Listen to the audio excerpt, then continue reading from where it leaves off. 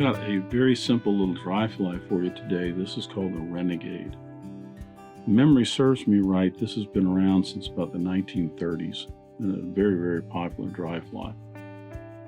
It rides nice and high on the water because of the two different hackles on both sides. Peacock Herl is always good in any trout flies.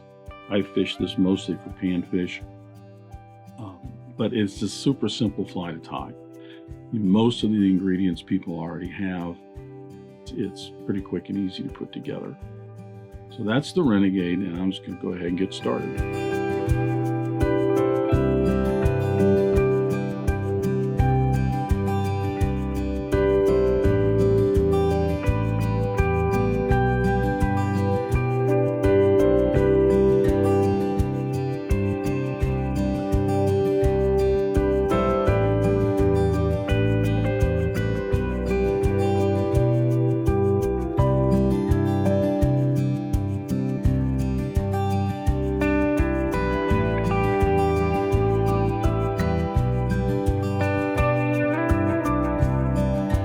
I'm going to start the Renegade by putting my hook in the vise, and this is a Mustad R50. The older number was a 94-840. It's a standard dry fly hook.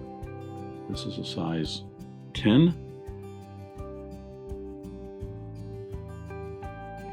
I'll go ahead and debarb the hook. The thread, I'm using a Danville 6/0 in black. Go ahead and wax my thread, and I'll start my thread about an eye length behind the eye of the hook, wind it down, putting a nice base layer of thread until I get almost about halfway between the point and the barb. And this is where I'm going to tie in the tag on this, or tip, I should say. Even though it's a dry fly, this does have a tip on it. The tip is a gold tinsel. I'm using a Danville 16 and 18 silver and gold tinsel.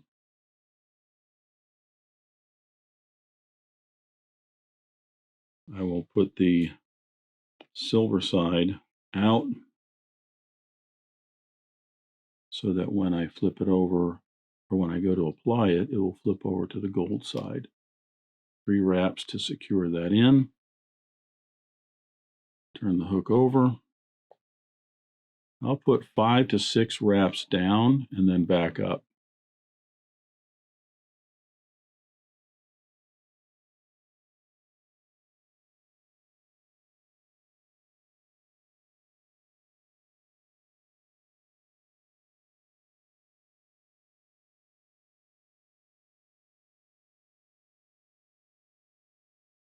Few wraps to secure it, and then trim this off. Renegade otherwise only has 3 other components to it. There's a brown hackle, and then a main body of Peacock Herl, and then a white hackle up front. For the brown, I'm going to use, this is a whiting pro-grade dry fly neck, a brown dry fly neck. I want to go ahead and size this so that the barb length is going to be at least the gap of the hook, but possibly even just a little bit more. I'm going to trim this right about here where it starts to narrow up, and I have at least about right from here to about up to here, I have about the same width, so I'll have barbs that are going to be more or less the same length. I'm going to trim that off. I'm going to bring out some of the barbs at the bottom, and I'm going to trim those right at the very bottom so that I have just a little bit of the barbs there, and that's just gives me a little bit better anchor for tying that in. When I tie this in, I want to leave just a little bit still poking out back here that doesn't have any barbs on it. And the reason for that is that when I start to palmer this over, I should say when I start to wrap this over, it will the barbs will be sticking straight out from the hook shank perpendicular, as opposed to some of them that would get wrapped in and sticking out the back.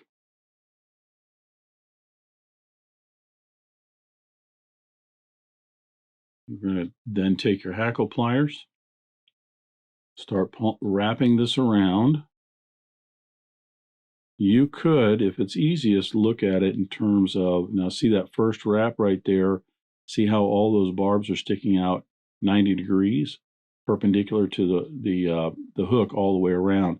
I don't have any of them that are pointing out towards the back as it starts to wrap around. What I was going to say is you could look at this as dividing each segment into thirds. So the brown hackle takes a third, the peacock takes a third, and then the white takes a third. I prefer to have the peacock take about half the body, so then you're splitting up the other half between the white and the brown hackle. It'll take a little bit of getting used to figuring out the exact proportions and what you like there. I got lucky there. I was pulling on that hackle, and apparently it broke right underneath my thread right as I was binding it in. So I didn't have to cut it off, but that's bound in. So I'm going to move my thread forward just a little bit. For the peacock, I'm using some of this just right off of a feather. This has already been steamed, and it's a little bit better quality, and it's a little bit fatter. I'm going to take these, and I want to get them aligned where they're all kind of curved the same. That will give me the same side that will be facing upwards.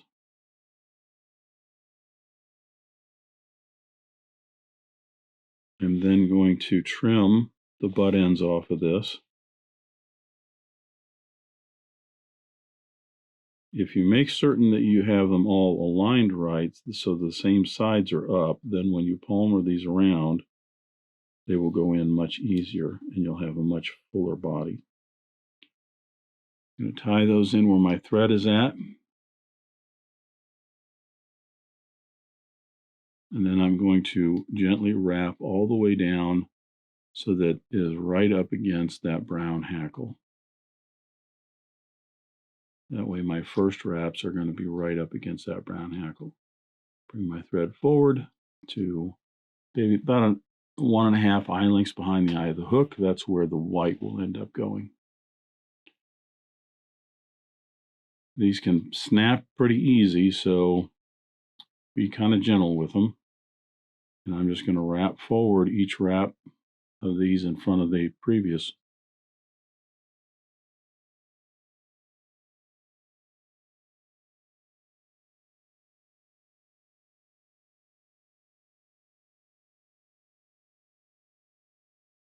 Should give you a fairly even body. At least it might be a little tapered or sometimes rounded in the middle.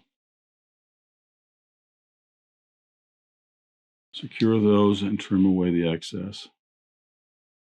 I'll put in a few extra wraps here just to make certain I have that secured.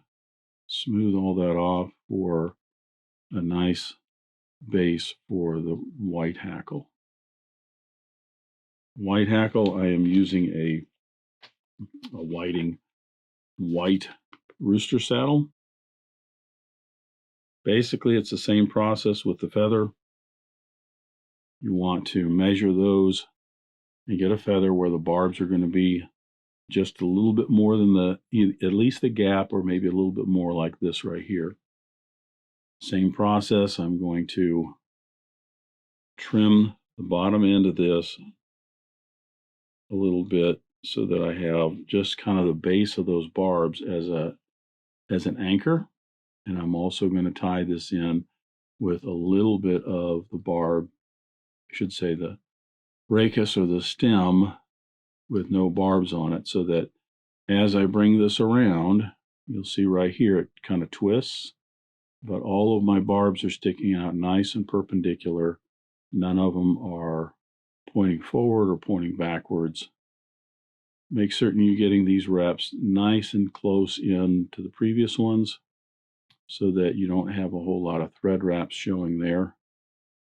You get up to the eye of the hook. Just bind that in. Trim away the excess. I'm going to want to moisten my fingers a little bit. I find this helps. And then run all these barbs and everything in a rearward direction as I wrap down any cut ends here, just to make a real small little head.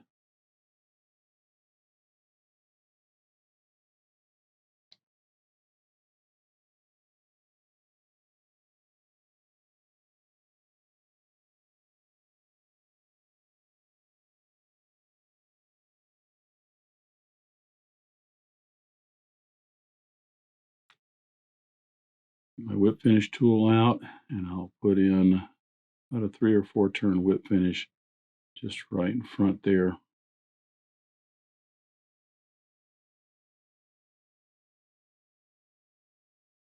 Trim off the thread. I'm going to fluff these back out a little bit if they got kind of bent backwards. And our Renegade is done. Drop a head cement on both sides of the head there. We'll soak right down in.